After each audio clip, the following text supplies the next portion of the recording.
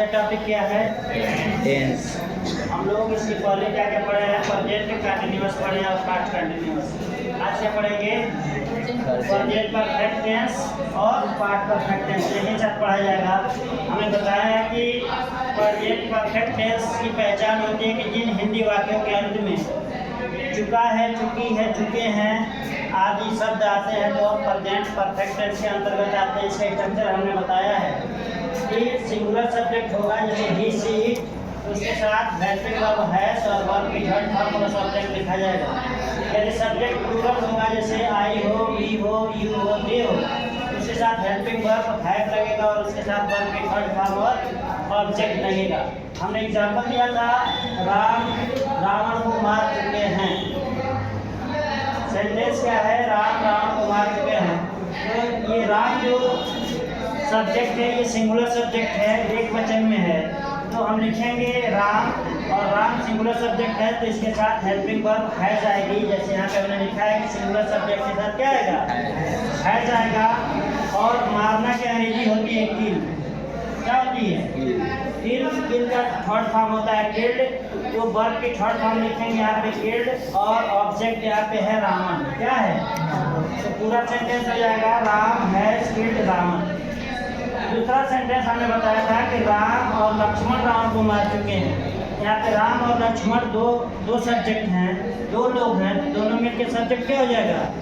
Plural subject होगा। तो plural subject का स्ट्रक्चर हमने बनाया था कि प्लूरल सब्जेक्ट के साथ हेल्पिंग वर्ब हैव लिखी जाएगी, वर्ब का थर्ड फॉर्म लिखा जाएगा और क्या लिखा जाएगा? ऑब्जेक्ट लिखा जाएगा।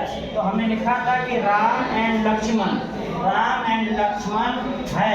यहाँ पर हैज नहीं लिखेंगे क्योंकि सब्जेक्ट प्लूरल है, तो वहाँ पे प्लूरल सब्जेक्ट के साथ हेल्पिंग वर्ब हैव लिखी जाएगी और उसके साथ वर्ब की थर्ड फॉर्म और ऑब्जेक्ट। तो सेंटेंस जो कंप्लीट होगा वो होगा Ram and Lakshman have killed Ravan. उसके बाद से हम यहाँ पे बताए थे past perfect tense. Past perfect tense की पहचान होती है हिंदी वाक्यों के अंत में चुका था, चुकी थी, चुके थे आएगा, और इसका स्ट्रक्चर होगा सब्जेक्ट चाहे सिंगुलर हो या प्लूरल, कोई भी सब्जेक्ट हो, उसके साथ हेल्पिंग वर्ब हैड आएगी और वर्ब की थर्ड फॉर्म और ऑब्जेक्ट। थोड़ा सा परिवर्तन हुआ था हिंदी वाक्य में। यहाँ पर था कि राम रावण को मार चुके हैं, और हमने यहाँ पे दिया था कि राम रावण को मार चुके थे।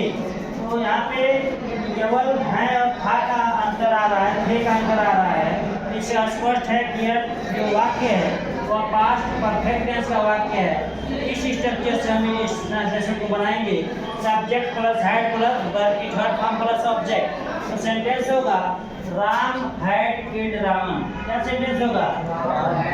Ram had killed Ravan. अगर यहाँ पे एक और हिंदी सेंटेंस हम लिख रहे हैं कि राम और लक्ष्मण रावण को मार चुके थे, तो राम और लक्ष्मण मिलकर प्लूरल सब्जेक्ट हो जाएगा। तो यहाँ पे सब्जेक्ट चाहे सिंगुलर हो या प्लूरल हो, दोनों सब्जेक्ट के साथ हम हेल्पिंग वर्ब हैड लिखते हैं और वर्ब के थर्ड फॉर्म लिखते हैं प्लस ऑब्जेक्ट लिखते हैं। यहाँ पे जो उसका इंग्लिश अनुवाद होगा Ram and Lakshman had killed Ravan. तो आज के लिए बस इतना ही। Thank you.